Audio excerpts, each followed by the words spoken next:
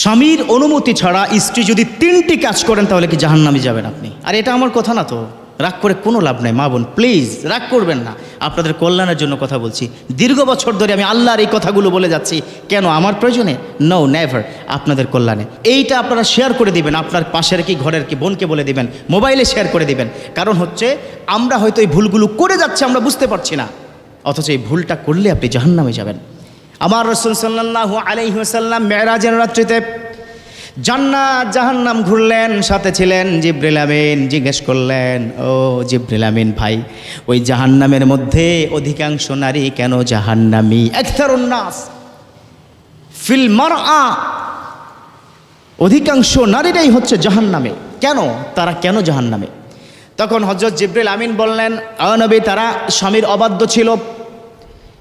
তখন তারা এত অবাধ্য ছিল, বুঝতে পারে নাই যে এই ভুলগুলো করেছে।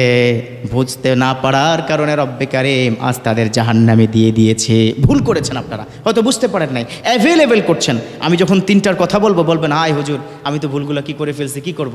স্বামীর কাছে গিয়ে একান্তে ক্ষমা চাবেন, আমি জাহান্নামে যেতে চাই না, আমি জাহান্নামে যেতে চাই না, প্লিজ আমাকে ক্ষমা করে দাও, এভাবে বলবেন ইনশাআল্লাহ তাআলা। 1 নম্বর হচ্ছে চাকরি করা যাবে না স্বামীর অনুমতি ছাড়া। এই তো এখন রাগ করেছে আমাদের দেশের অনেকে, এখন রাগ করবে, হুজুর ফাইজলামি পাইছেন, চাকরি করব না কেন? আরে চাকরি আপনি করবেন, কে বলেছে করবেন না? আমাদের দেশে মহিলা কি ডাক্তারের কি প্রয়োজন আছে না নাই? আছে। নার্সের কি প্রয়োজন আছে না নাই? আছে। অনেক মহিলা গাইনিক বিশেষজ্ঞ যারা এদেশের লক্ষ লক্ষ মহিলাদের উপকার করে। সিজার হচ্ছে, মহিলা অনেক রোগ আছে, তারাই তো ট্রিটমেন্ট করবে। মহিলা শপিং মল আছে না, মহিলাদের বেশ কিছু পণ্য আছে যেটা মহিলারা কি বিক্রি করবে। তবে সেক্ষেত্রে শর্ত হলো পর্দার সহিত। মনে রাখতে হবে 4টি বিষয় যদি মানে নারীরা জান্নাতে যাবে। এটা আমার কথা নয়, এটা আমার রাসূল বলেছেন। আরবা আমাল আল্লাহু দাখালা ফিল জান্নাহ, আল্লাহ তাদেরকে জান্নাত দান করবেন 4টি কাজ করলে। এর মধ্যে একটা মোস্ট ইম্পর্টেন্ট হচ্ছে পর্দা করা। আপনি চাকরি করেন, কোনো অসুবিধা নাই, স্বামীর অনুমতি নিয়ে পর্দার সহিত আপনারা চাকরি করবেন। পারবেন তো? স্বামীর অনুমতি ছাড়া যদি চাকরি করা হয়, এই তো অনেকে খুশি হয়ে গেছেন যে আমার স্বামী তো, আমার স্ত্রী তো ওইভাবে কি চাকরি করে, আজকে গিয়ে সাইজ করবো। খবরদার, বাজে কথা বলবেন না। তাকে কি বুঝাবেন, দেখো তুমি চাকরি করো, I have no objection about this matter, but আমার পারমিশন নিবা। Without permission me you never do something in this world. পৃথিবীর মধ্যে আমার অনুমতি ছাড়া তুমি এই ধরনের কোনো কাজ করতে পারবা না। পারবেন তো ইনশাআল্লাহ তাআলা? 1। 2 নম্বর হচ্ছে স্বামীর অনুমতি ছাড়া স্বামীর পকেট থেকে টাকা নেওয়া বা কোনো কিছু করা যাবে না। এটা হয়ে যাবে চুরি। চুরি বুঝেন তো?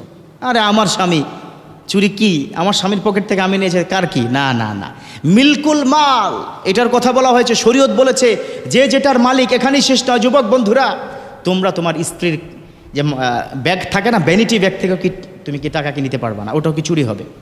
সো স্বামীর সম্পদ কখনো অনুমতি ছাড়া নেওয়া যাবে না। স্বামীর সম্পদ কখনো অনুমতি ছাড়া বাবার বাড়িতে যাওয়া যাবে না, নেওয়া যাবে না। এটা চূড়ান্ত কথা। আপনারা যদি ভুলটা করে থাকেন, আজই স্বামীর কাছে গিয়ে বলুন যে তোমার ওই যে কি টাকা পাও নাই, যে কি 10,000 টাকা, ওটা আমি নিয়েছি, ক্ষমা করে দিবে, যদি আপনি সুন্দর করে কি বলেন। সো স্বামীর অনুমতি ছাড়া কোনো সম্পদ, কোনো কিছু নিজে ব্যবহারও কি করা যাবে না, ইভেন এটা কি বাবার বাড়িতে দেওয়া যাবে না। এমনকি স্বামীর অনুমতি ছাড়া কোনো ভিক্ষুককে আপনি কি দান করতে পারবেন না। কিন্তু স্বামীর অনুমতি নিয়ে রাখবেন যে শোনো, প্রায় ভিক্ষুক আসে, তোমার কি ড্রয়ার থেকে আমি কিন্তু 10 টাকা 20 টাকা করে আমি কি দিব। স্বামী যদি বলে আচ্ছা দেন, তাইলে কি আপনি কি দিতে পারবেন। 3 নম্বর হচ্ছে স্বামীর অনুমতি ছাড়া নফল ইবাদত করা যাবে না। নফল ইবাদত, যেমন আপনি কি দাঁড়িয়ে গেলেন কেন মাঝে, অথবা আপনি কি রোজা রাখলেন, অথচ স্বামীকে আপনি কষ্ট দিচ্ছেন। রোজার কারণে এত ক্লান্ত হয়ে গেছেন, দুপুরে আপনি কি রান্নাই করতে পারেন নাই, সেজন্য রাতের বেলা স্বামী খেতে পারে নাই।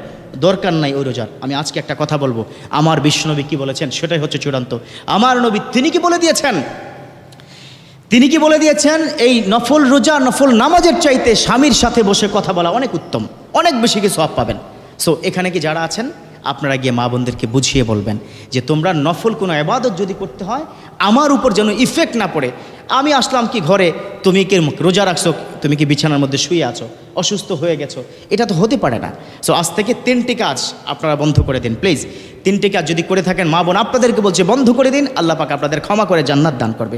1 নম্বর হচ্ছে স্বামীর অনুমতি ছাড়া চাকরি করা যাবে না। 2 নম্বর হচ্ছে স্বামীর অনুমতি ছাড়া তার পকেট থেকে টাকা বা কোনো সম্পদ নেওয়া যাবে না। 3 নম্বর হচ্ছে স্বামীর অনুমতি ছাড়া কোনো নফল ইবাদত করা যাবে না।